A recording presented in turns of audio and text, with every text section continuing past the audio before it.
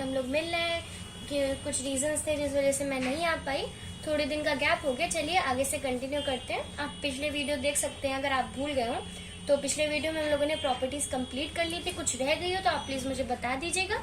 चलिए अब आगे हमारी जो है एक्सरसाइज 2.2 जो हम लोगों ने प्रॉपर्टीज पढ़ी थी उसी के बेसिस पे हम आगे की एक्सरसाइज करते हैं। 2.1 हो चुकी है और अब हम लोग करेंगे 2.2। इसे हम कंप्लीट कर लेंगे जिससे कि आगे का टॉपिक पढ़ के हम लोग एक्सरसाइज करें तो हमारा सेकेंड चैप्टर कंप्लीट हो जाए। तो चलिए करते हैं। उसके लिए सबसे पहले हम लोग देखते हैं क्वेश्चन नंबर 1। तो क्वेश्चन नंबर 1 हमसे क्या रहा है, इसमें दो पार्ट है, ए और बी। तो find the sum by suitable rearrangement, मतलब हमें कहा गया है हमें सम फाइंड करना है। सम मतलब हमें ऐड करना है। सुटेबल रीअरेंजमेंट मतलब आप इन नंबर्स को अपने तरीके से अरेंज करें, उसके बाद उसका सम निकालें। ठीक है, तो बहुत ही सिंपल सा क्वेश्चन है, आप लोग बहुत आसानी से कर लेंगे।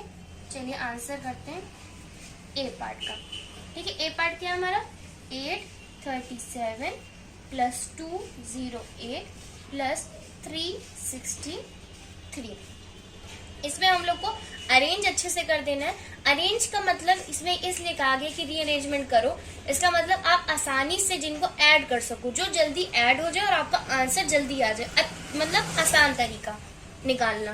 तो हम लोग आसान तरीके के लिए क्या करते हैं, हम लोग करते हैं ब्रैकेट बनाते हैं। जो हम लोगों ने प्रॉपर्टीज पढ़ी है, प्रॉपर्टीज अगर आपने नहीं पढ़ी तो पिछले वीडियो में देख लीजिए, मैंने पढ़ाई हुई है।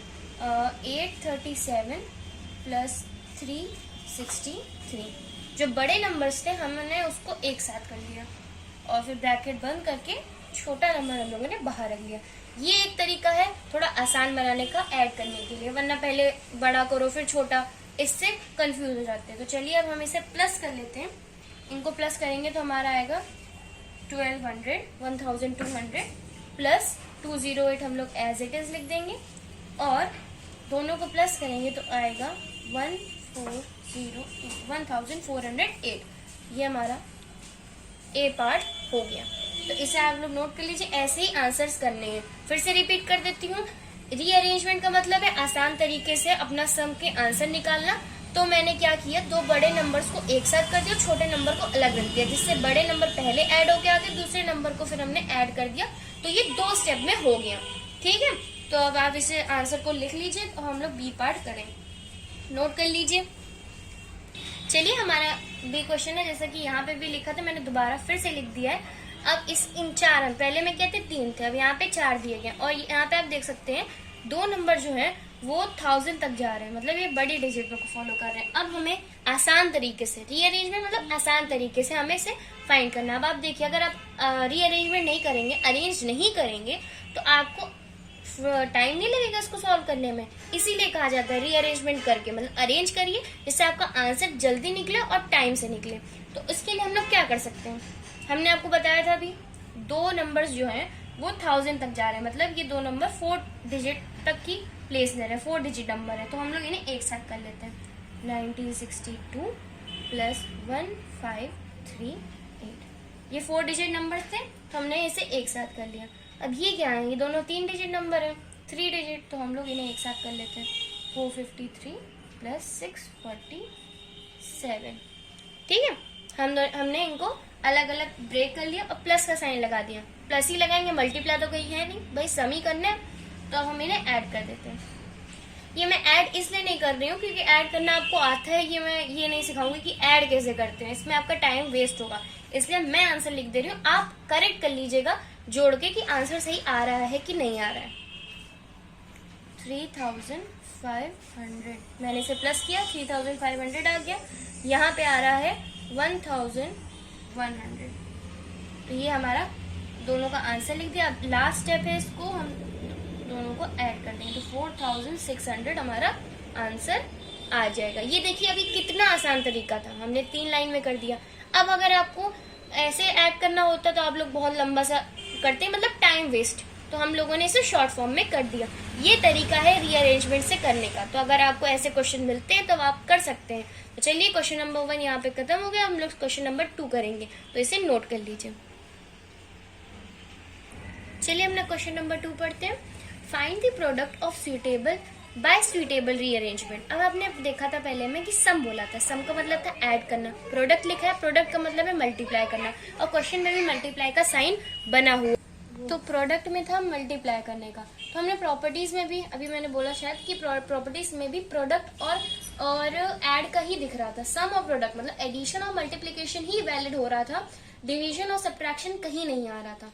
इसीलिए क्वेश्चंस में भी इन्हीं दोनों का ज्यादातर दिया जाता है। तो हमारा सम हो गया, अब प्रोडक्ट की बारी है। तो हमारा एक ए पार्ट कह रहा है, इसमें पार्ट्स दिए गए हैं, तो मैंने 2 सेक्शन में कर लिया, ए और बी। पहले मैं समझा देती हूँ आपको। तो ए में हमारा 3 नंबर दिए गए हैं, जैसे सम में दिए गए थे, वहां पे सम का साइन था, यहाँ पे हमारा मल्टीप्लाई का साइन है। 3 नंबर दिए गए, इन्हें अरेंज करना है, मतलब सही ऑर्डर में करके इन्हें मल्टीप्लाई करना है ताकि हमारा टाइम ना लग जाए। तो चलिए कर लेते हैं इसे। सेम सिस्टम रहेगा। अब एक चीज आप ध्यान रखिएगा, जैसे आपने सम में किया था, छोटी चीजों को पहले दिया था, बाद में बड़ी चीजों को किया था, हम भी उसी तरीके से करते हैं। हम 2 को ऐसे रखेंगे, इससे बड़ा कौन है 50, एंड देन 1768। ग्रुप्स में नहीं करते, जैसे हम लोगों ने अभी पिछले में किया था कि छोटे नंबर को पहले किया, फिर बाद में बड़े नंबर को, फिर जब 4 आए हम लोग के पास तो बड़े नंबर को पहले एक तरफ कर लिया और छोटे नंबर को एक तरफ कर लिया। वैसे ही इसमें भी अब करेंगे। मल्टीप्लाई में भी आएगा, छोटे नंबर्स को पहले मल्टीप्लाई, देन आगे बड़े नंबर को कर देंगे। ये आपने क्वेश्चन नंबर 1 में भी देखा, क्वेश्चन नंबर 2 में भी। ये ध्यान रखिए, स्टेप ऐसे ही आपको करने हैं। तो चलिए ठीक है, हमने छोटे नंबर्स को पहले रखा, बड़े नंबर को बाद में कर लिया। अब इन्हें मल्टीप्लाई करते हैं। 2 × 50 100। ये देखिए बहुत आसान हो गया, और ये ऐसे ही रख देते हैं। अब इसको नॉर्मल है 1 7 6 8 0। तो ये देखिए हमारा आंसर आ गया। 1768 को 100 से मल्टीप्लाई कर दिया तो हमारा ये आंसर आ गया। तो चलिए 1,76,800 ये हमारा फर्स्ट का आंसर हो गया। इसमें ऐसे ही करना है, छोटों को पहले, वो आपको कंडीशन देखनी होगी नंबर किस हिसाब से, या अभी 3 दिए मान लो 4 दिए होंगे तो उस हिसाब से करेंगे। चलिए बी पार्ट करते हैं। 3 नंबर ही एज इट इज है। हम लोग पहले वाले को 4, उसके बड़ा 25, उससे बड़ा है 166। ठीक है, तो अब हम लोग क्या करेंगे, इनको फिर से हमें पता है 25 × 4 100 होता है, फिर 166 ऐसे रख देंगे, फिर हम इसे 166 0 0। ठीक है, तो ये हमारा आंसर आ गया। देखा कितना सिंपल था, हमने फर्स्ट आपको समझाया, सेकंड भी सेम है, बस नंबर का डिफरेंस है। छोटों को पहले रखेंगे, बड़ों को बाद में रखेंगे। आई होप अब आपको समझ में आ गया होगा। चलिए इसे नोट करिए, तो हम लोग अपने आगे के पार्ट करते हैं। चलिए अपना सी और डी पार्ट कर लेते हैं उसी तरीके से जैसे हमने पहले किए थे। इसमें हम क्या करेंगे, 8 को हम लोग एज इट इज रखेंगे, 8 सबसे छोटा है। फिर हम लोग क्या करेंगे, 125 को रख लेंगे, देन 291। अब इसको पहले मल्टीप्लाई कर लेंगे 8 और 125 को, तो हमारा आएगा आंसर 1000। ठीक है, फिर 291, इनको मल्टीप्लाई कर लेंगे तो 291,000। देख लीजिए आंसर सही आ रहा है कि नहीं। ठीक है, तो 2,91,000 हमारा आंसर आ गया। इसी तरीके से करना है जैसे पहले वाले किए थे, तो एक्सप्लेन करने की मुझे ज़रूरत है नहीं, बाकी आप लोग देख लीजिए। चलिए आगे बढ़ते हैं डी पार्ट पे। उसके लिए हमें क्या करना है, 625 को लिखा रहने देंगे। अब आप कहेंगे ये तो बड़ा है, लेकिन नहीं, उसको हम लोग लिखा रहने देंगे। 16 यहाँ 3rd नंबर पे चला गया, हम इसे सिर्फ 2nd नंबर पे कर देंगे 16। ठीक है, और फिर लिख देंगे 279। अब आप पूछ रहे हैं ये क्यों, पूरा असेंडिंग में जाने की जरूरत नहीं है, वो टाइम लेगा ही लेगा। आपको बस एक नॉर्मल सी चीज करनी है, जो मतलब रीअरेंज हो, उसको अरेंज करना है अच्छे से, ताकि आपका आंसर सही आए। ठीक है, तो अब हम लोग इसे मल्टीप्लाई कर लेंगे 625 और 16 को, तो हमारा आएगा 10,000। ठीक है, 10,000 फिर इंटू 279, फिर से कर लेंगे तो 279 1 2 3 4 0 लगा दिए। बहुत देखिए आसान हो गया आपका, ये आपका आ गया आंसर। तो ये और सी और डी पार्ट हमारे हो चुके हैं, इसे नोट कर लीजिए और फिर हम लोग आगे बढ़ते हैं। चलिए हम लोग करते हैं अपना आगे का पार्ट ई में हमें कुछ करने की जरूरत नहीं। अब क्या बताया था, टाइम बचे और बहुत आसानी से क्वेश्चन हो जाए, तो हम 285 को ऐसे ही रखे रहने देंगे, लाइन बढ़ाने की जरूरत नहीं है। ये हमारा 300 हो गया। अरे 16 × 5 300। अब इतना हम लोग को उसमें ये करने की जरूरत नहीं है कि पहले लिखो स्टेप, उससे टाइम जाता है। तभी उसमें कहा कि रीअरेंजमेंट करके सीटेबल आंसर निकालिए जो आपको इजी हो जाए। जो आपको सूटेबल हो।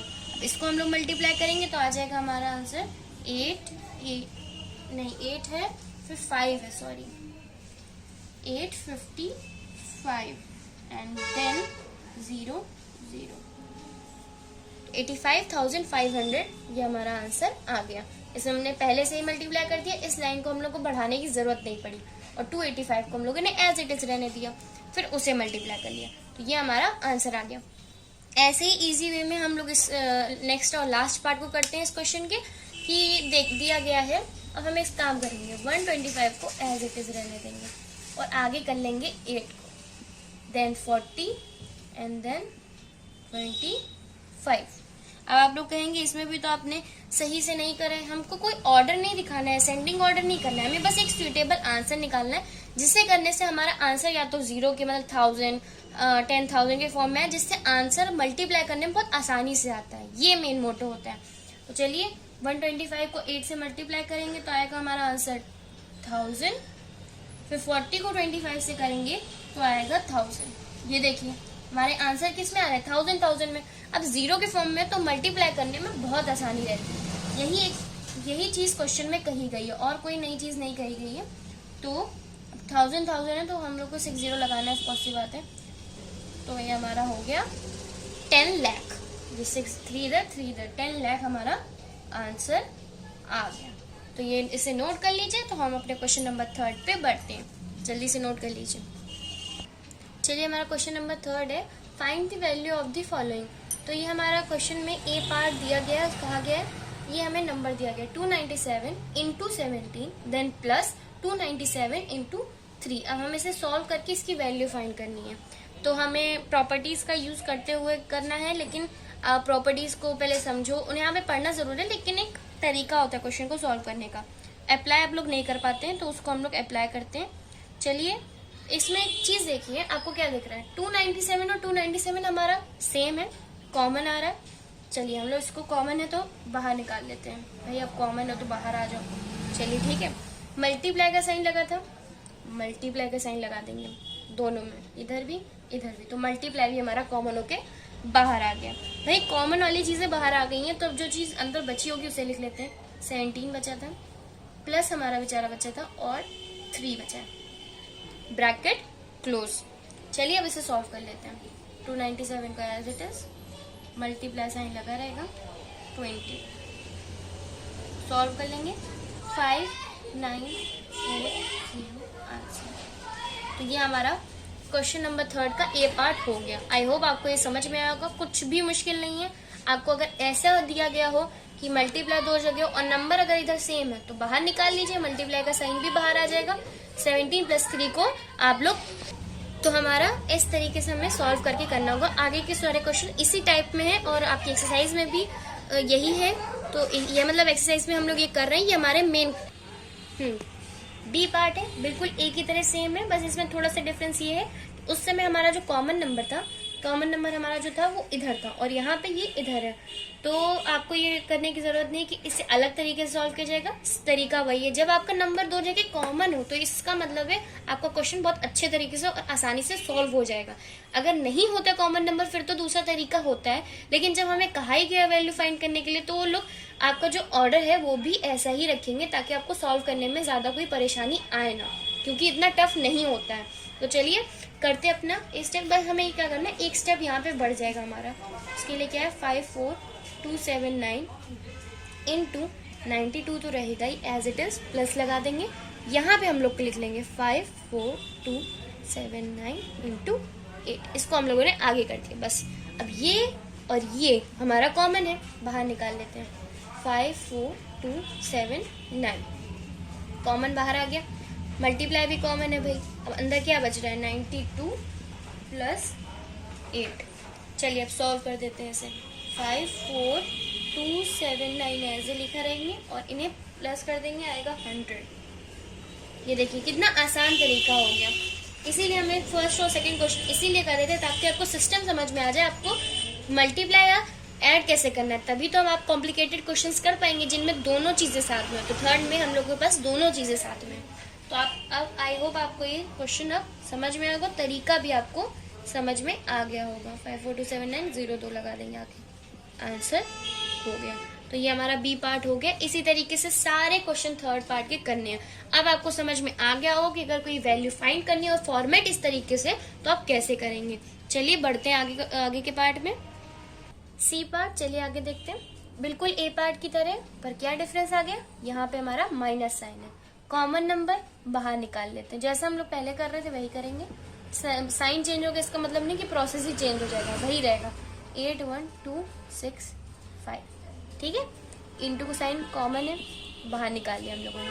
ब्रैकेट में बचा क्या, जो हमारा रिमेनिंग बचेगा वो लिख देंगे। 169 माइनस बचा 69, लिख दिया। ओके, तो हमने क्या किया था, पिछले वाले में प्लस किया था, अब इसे हम लोग माइनस कर देंगे। चलिए 81265 को एज इट इज रहने देंगे। 169 में 69 निकालेंगे, 100 बचेगा हमारे पास। चलिए देखिए कितने आसान तरीके से 81265 0 आगे लगा देंगे, आंसर आ गया।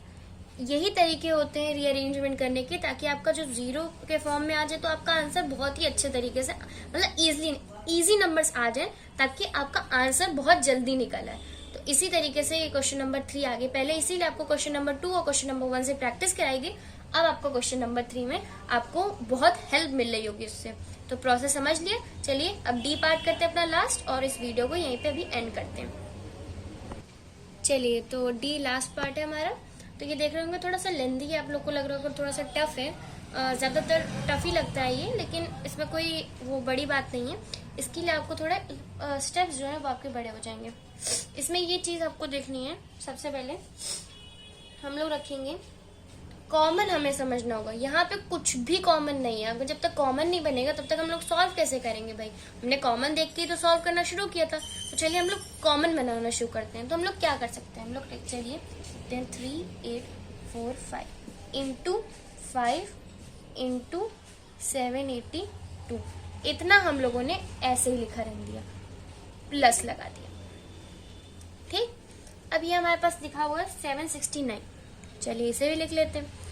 अब आगे इंटू में क्या दिया, 25। अब 25 को हम लोग ब्रेक कर लेते हैं। कैसे करेंगे, सबसे सिंपल फॉर्म है 5 इंटू 5, 5 5 जा 25, आगे 218 लिख दिया। क्या डिफरेंस आया, 25 को हम लोगों ने ब्रेक कर लिया, पहला स्टेप हो गया भाई। अब हमें आगे नहीं पता कैसे करते हैं, चलिए फिर से करते हैं, ऐसे ही लिख देते हैं 3845 इंटू 5, ठीक है, और 782 लिख दिया हम लोगों ने। अब प्लस का साइन फिर से लगा दिया। इतनी चीज हम लोगों ने लिखी रहती है, इसे हमने छुआ ही नहीं। अब देखिए 769 और 5 को हम लोग मल्टीप्लाई करते हैं, तो देखते क्या आता है हमारा आंसर। हमने किया 769 इंटू 5, 9 5 45, 6 5 30 प्लस 34, 3 आ गया था, 7 5 35, 35 38, लो यहाँ पे तो 38425 आ रहा है, जो इससे मैच कर रहा है। तो एक चीज हमारी कॉमन निकल आई, चलिए उसे जल्दी से लिख लेते हैं 38425। यही तो चाहते थे, कॉमन चाहते थे भाई, कुछ कॉमन आ जाए। तो हमने मल्टीप्लाई करा, कॉमन हमारा आ गया। चलिए हम लोगों ने कॉमन चीज को भी लिख लिया, बचा क्या, ये 5 तो इधर चला गया, मल्टीप्लाई में ये चीज तो यहाँ आ गई ना, बचा क्या, ये 5 और 218, ठीक है। इसे हम मल्टीप्लाई जो करा था इसे हटा देते हैं, कंफ्यूज ना हो इससे। तो ये 2 स्टेप अभी तक हम लोगों ने कर लिए। पहला 525 को ब्रेक किया, और ब्रेक करने के बाद एक 5 चला गया 769 से, और दूसरा हम लोगों ने लिख लिया। अब हमें वही लास्ट स्टेप जो हम लोगों ने अभी तक तीनों पार्ट में करा है, कॉमन चीज को एक साथ लिख लेते हैं 38425, ये दोनों कॉमन थे, ठीक है।